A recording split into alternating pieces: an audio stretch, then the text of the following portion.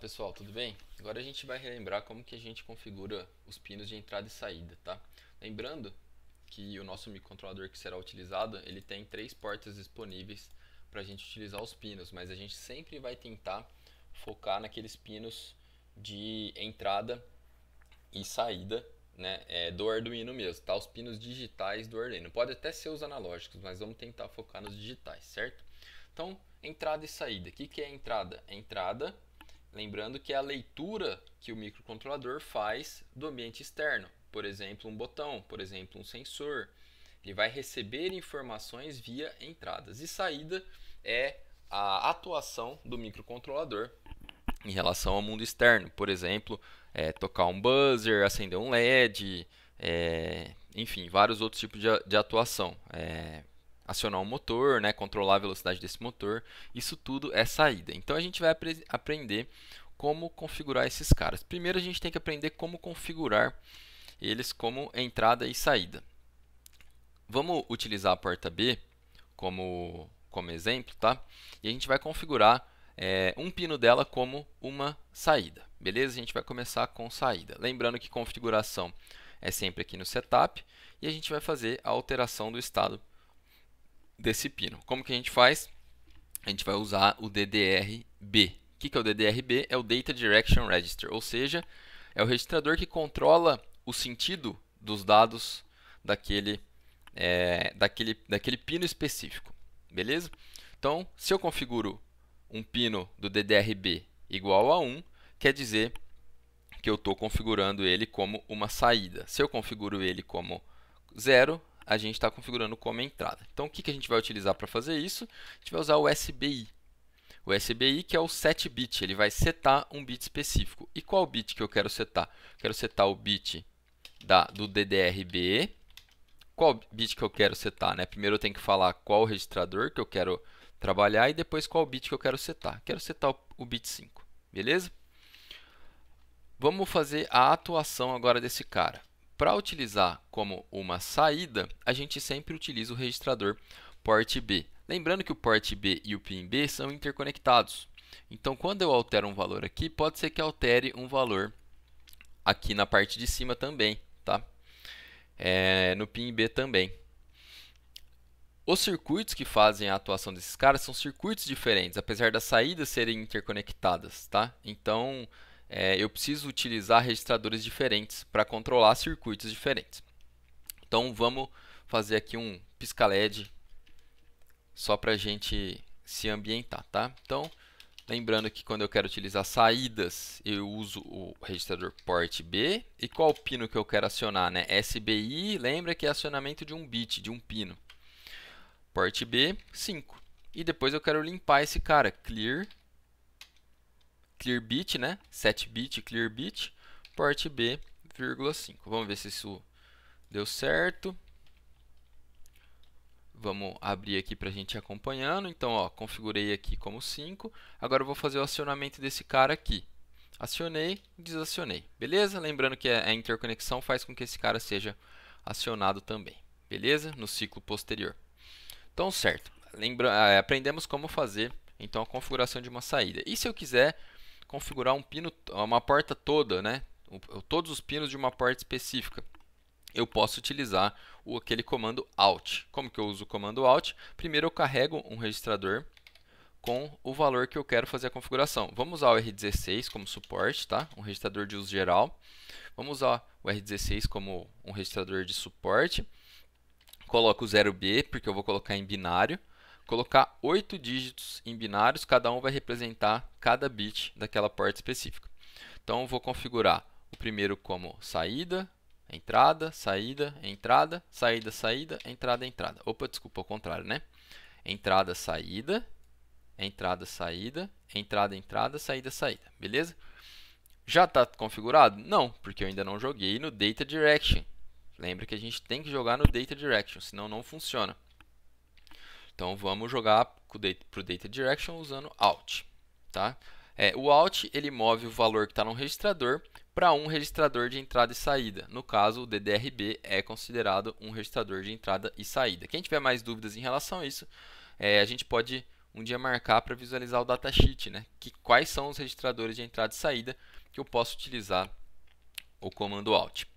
Então, eu quero jogar para o meu DDR-B o valor que está em R16. E aí eu faço essa configuração, certo?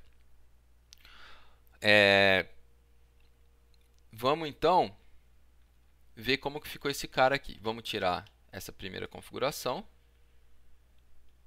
e vamos ver só a configuração aqui desse pino específico, tá? Dessa porta específica. Configuração toda dessa porta específica.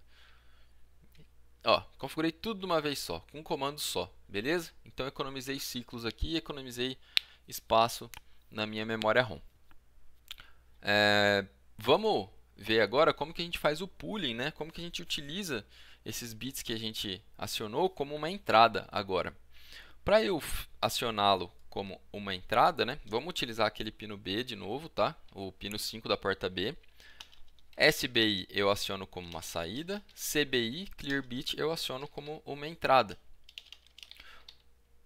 Uso Data Direction Register e desaciono, na verdade, o pino 5 da porta B. Agora, pessoal, a gente precisa fazer o acionamento de um resistor de pull-up.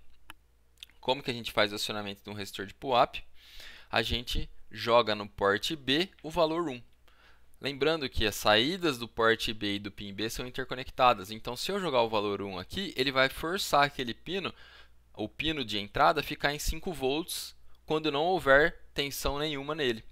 5 volts com uma impedância altíssima entre esses 5 volts. Então, qualquer outra tensão que eu coloque nesse pino, a outra tensão que vai ser a dominante, que vai tomar conta, aqueles 5 volts vai ser esquecidos. Mas por que eu faço isso, né? Porque em estado normal, sem nada sendo colocado na minha porta, eu não quero que tenha tensões flutuantes, aquelas tensões que ficam oscilando lá de 2, 3, 4 volts, porque o microcontrolador pode fazer uma interpretação errada daquilo. Então eu quero forçar que no estado normal dele, ele esteja em 5 volts. E no estado de entrada dele, ele esteja com o valor que a entrada estiver jogando nele. Beleza? E como que eu faço a configuração do resistor de pull-up? Eu dou um set bit no port B5, que é relativo àquele pino. Beleza? Então configurei como entrada e configurei o resistor de pull-up. Configurado o resistor de pull-up, eu posso utilizar aqui o pino como saída. E como que a gente faz o pooling? Vocês lembram do pooling? O pooling, pessoal, ele é aquela verificação daquele bit, né? Ele vai ficar esperando aquele bit ser acionado, como por exemplo, um botão ser apertado, nesse caso aqui, tá? Como que a gente faz essa verificação? Como que a gente faz esse pooling? Fiz o acionamento, né? Vamos falar que eu quero que quando eu pressione um botão, um pino seja aceso. Certo? Então, eu vou colocar aqui SBIC, tá? Porque eu vou interconectar esse meu botão com o Terra. Então, eu vou verificar se aquele bit está limpo, se aquele bit está clear. E se ele tiver clear, eu vou fazer alguma coisa. Se não, eu vou dar um RJump para algum outro ponto, certo?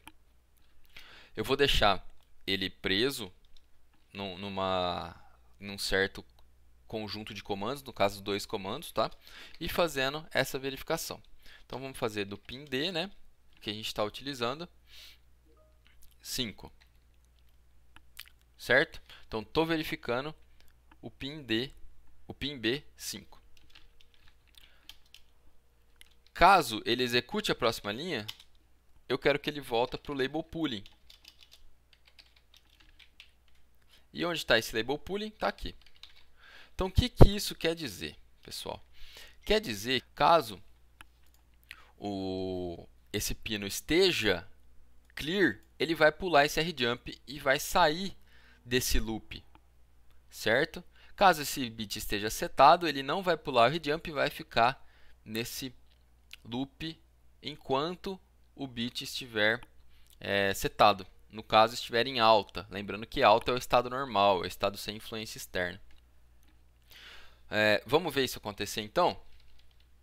Vamos apertar F11, né? E vamos ver esse cara acontecer. Fiz a configuração dele aqui.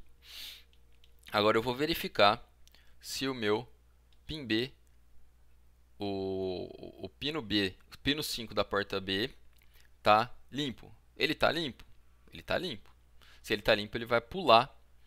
Ele não vai executar algum comando que esteja aqui. Então pulou e voltou para lá. Ele vai ficar pulando, né, porque o pino não está setado. Vamos supor que eu pressionei aqui um botão, tá? Pressionei um botão, né? No caso, acionei, joguei em 5 volts aqui um botão e vou apertar de novo. Agora ele vai executar, tá? Ele executou só no segundo ciclo porque ele demora um ciclo para computar esse meu apertar de botões, tá? Lembrando que a gente não consegue ver o resistor de pull-up aqui na simulação, tá? Eu só aconselho vocês colocarem, porque quando a gente for aplicar na prática, esse resistor de pull-up vai fazer diferença. Beleza? Agora a gente aprendeu então como que a gente faz a verificação se um pino está em alta e se eu quiser fazer a verificação em baixa, né?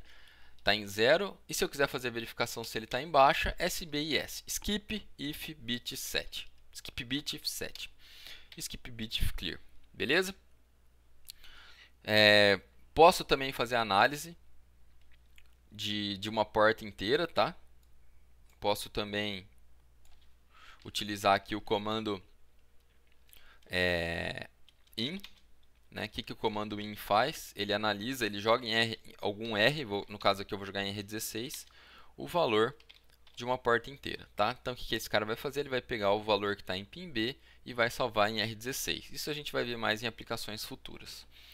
Beleza? Pessoal, acho que de entrada e saída era isso. Se alguém tiver alguma dúvida, estaremos disponíveis aí às segundas e quartas pela manhã.